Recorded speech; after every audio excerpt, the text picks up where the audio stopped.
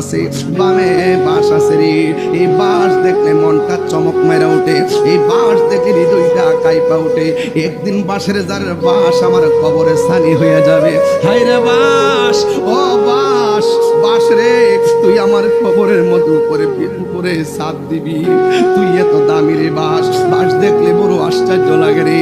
আমার নবী, আপনার নবী দেখেন কি সুন্দর, ডাক দিয়ে কয়ে দেখেন যখন জানাজার মাঠে লাশটা লইয়া যায়, ফেরেশতারা ডাক দিয়া বলে, ও আল্লাহর বান্দা, তুমি দুনিয়াতে এতদিন ছিলা, এখন তুমি চলে যাচ্ছ, তুমি বলো না তোমার কবরে কে আপন হবে?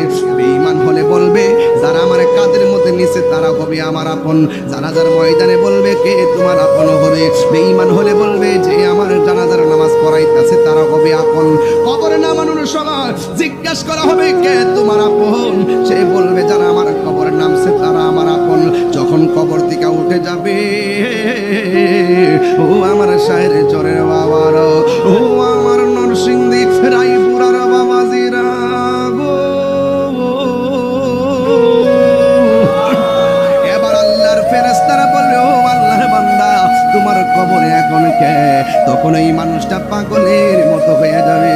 হাইরে দুনিয়া, আগে যদি জানতাম দুনিয়ার মানুষে তো স্বার্থপর, তাইলে কোনোদিন দুনিয়ার প্রেমে মস্তাম না। আগে যদি জানতাম মানুষে তো বেঈমান, তাইলে কোনোদিন মানুষের প্রেমে মস্তাম না। আমার জন্য ঘরের মধ্যে কাঁদলো, আমার কবরে কেউ আসলো না। আমার জানাজার নামাজ পড়াইলো, আমার কবরে কেউ আসলো না। আমার গোসল দেওয়াইলো, আমার কবরে কেউ আসলো না। এই জন্যই তো আল্লাহ রাব্বুল আলামিন বলে দিয়েছেন, ইল্লাল্লাযিনা আমানু ওয়া আমিলুস সালিহাত, ঈমান রাখা আর নামাজ আমল করা বড় দামি জিনিস।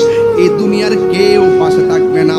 ঈমান যদি থাকে হৃদয়ের ভিতরে, আর যদি আমল থাকে অলবডিতে অলংকার, আপনার দুনিয়ার চিন্তা করা লাগবে না। আপনি যদি ঈমানদার হন, কবরে জিগাইব